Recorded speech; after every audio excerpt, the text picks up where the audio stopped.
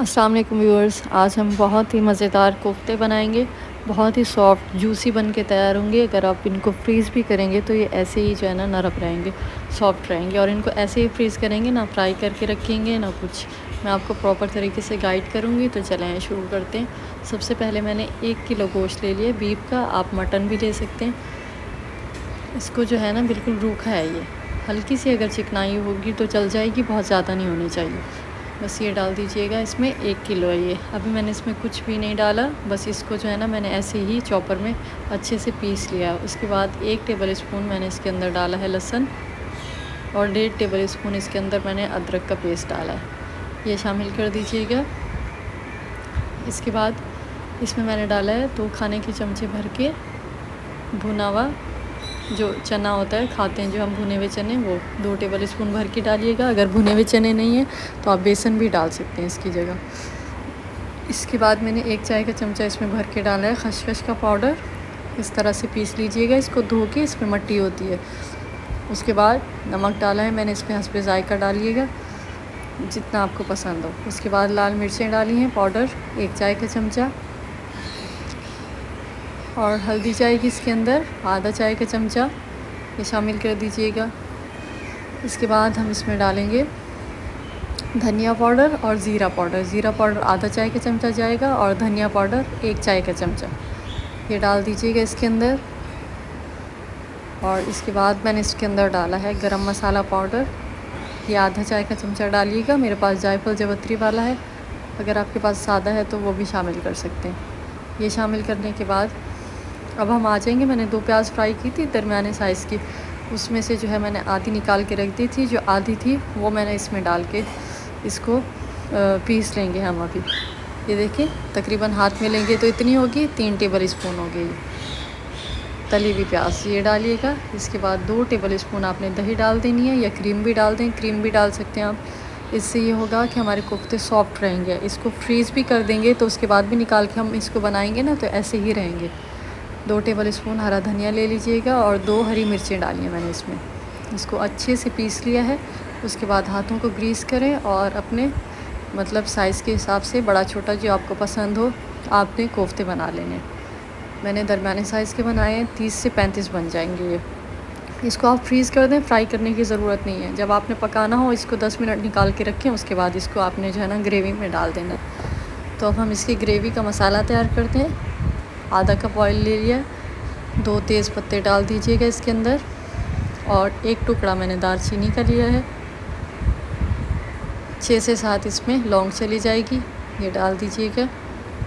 2 बड़ी इलायची काली वाली जो होती हैं वो डालिएगा, और 4 छोटी इलायची। मैं 12 कोफ्ते की रेसिपी आपके साथ शेयर कर रही हूँ, आप अपने टेस्ट के हिसाब से वो ऐड कर लीजिएगा। और आधा जो है ना इसमें चाय का चमचा मैंने डाला है ज़ीरा, ये शामिल कर देंगे। इसको हल्का सा कड़कड़ा लेंगे, हल्की आंच पे जलाएंगे नहीं, बस कड़कड़ाएंगे। जैसी खुशबू आने लगेगी तो मसाले शामिल करेंगे।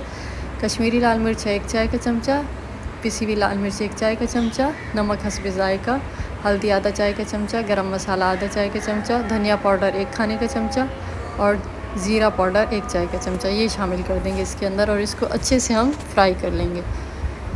जब तक मसालों की खुशबू नहीं आने लगेगी हम इसको अच्छे से फ्राई कर लेंगे। इसके बाद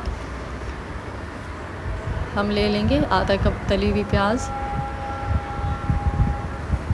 और 1 कप दही डालेंगे इसमें, और इसका पेस्ट बना लेंगे। पेस्ट बनाने के बाद इसको जो है हम शामिल कर देंगे अपनी ग्रेवी के अंदर। जो हम मसाला तैयार किया ना हमने, उसके अंदर ये डाल देंगे। जैसे ही अच्छे से फ्राई हो जाएगा इसके अंदर हम शामिल कर देंगे दही और प्याज का मिक्सचर। बहुत ही मज़ेदार रेसिपी ये बन के तैयार होती है, आप लाजमी ट्राई कीजिएगा। बनाने में बहुत आसान है, लेकिन इसका टेस्ट बहुत ही मज़े का होता है। अगर आपके पास दही नहीं है तो आप दरमियाने साइज़ के 3 टमाटर ले सकते हैं, प्याज के साथ पीस लीजिएगा, तो वो शामिल कर दीजिएगा इसके अंदर। बस अब हम इसको अच्छे से मिक्स करेंगे जब तक दही बिल्कुल, दही का पानी खुश्क हो जाएगा और ऑयल सेपरेट नहीं हो जाता हमारा। जब तक हमने अच्छे से इसकी भुनाई करनी है, बिल्कुल हल्की आंच पे, आंच तेज़ नहीं रखनी है आपने। अच्छी तरह से इसको भून लेंगे। जैसे हमारा मसाला अच्छे से भुन जाएगा, इसके अंदर मैं शामिल करूँगी 3 गिलास पानी, आधा लीटर से थोड़ा सा ज़्यादा है। ये शामिल कर दीजिएगा। शोरबा बाद में आप भले कम भी कर लें, कोई मसला नहीं है, कम हो जाएगा। इसके बाद हम इसके उबाल आने का इंतज़ार करेंगे। जैसे ही इसके अंदर उबाल आएगा तो हम इसमें शामिल कर देंगे कोफ्ते। मैंने 12 कोफ्ते लिए हैं। इनको फ्राई करके मैंने नहीं रखा फ्रीज़र के अंदर, बस ऐसे ही डाल दिया था। बस इसमें से मुझे जितने पकाने थे मैंने बाहर निकाल के रख दिए। 12 हैं ये। तो ये शामिल कर दीजिएगा इसके अंदर। ये ऐसे ही रहेंगे, ना इसमें क्रैक्स आएंगे, ना ये टूटेंगे, ना कुछ। जिस शेप में भी हम इसको डालेंगे ना तो ये ऐसे ही रहेंगे। बस इसमें डाल देंगे। जब तक इसको उबाल नहीं आ जाता अच्छे से कोफ्तों को, जब तक आंच को तेज़ रखेंगे। उसके बाद हम आंच को बिल्कुल मीडियम कर देंगे और इसको पकाएंगे तकरीबन 30 से 35 मिनट, बिल्कुल हल्की आंच पे। तो कोफ्ते हमारे अच्छे से अंदर से गल भी जाएंगे और इसका फ्लेवर सारा शोरबे में आ जाएगा। तो तकरीबन देखें आधा घंटा गुजर चुका है। तो अब मैं आपको दिखाती हूँ इसकी कंडीशन।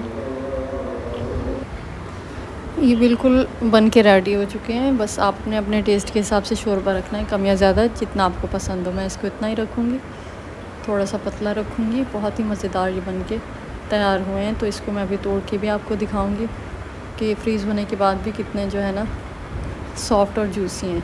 इसको लाजमी आप ट्राई कीजिएगा और मुझे फ़ीडबैक दीजिएगा। बस लास्ट में आपने इसके ऊपर हरा धनिया डालना है और इसको सर्व कर देना है। ऐसे ही सर्व कीजिएगा और मुझे फ़ीडबैक दीजिएगा लाजमी। और आपने मुझे बताना है कि आपको ये रेसिपी कैसी लगी। बहुत आसान और मज़ेदार सी रेसिपी है। तो मैं आपसे मिलूँगी किसी और रेसिपी में इंशाअल्लाह। दुआओं में याद रखिएगा। मिलते हैं नेक्स्ट रेसिपी में। जब तक के लिए अल्लाह हाफ़िज़।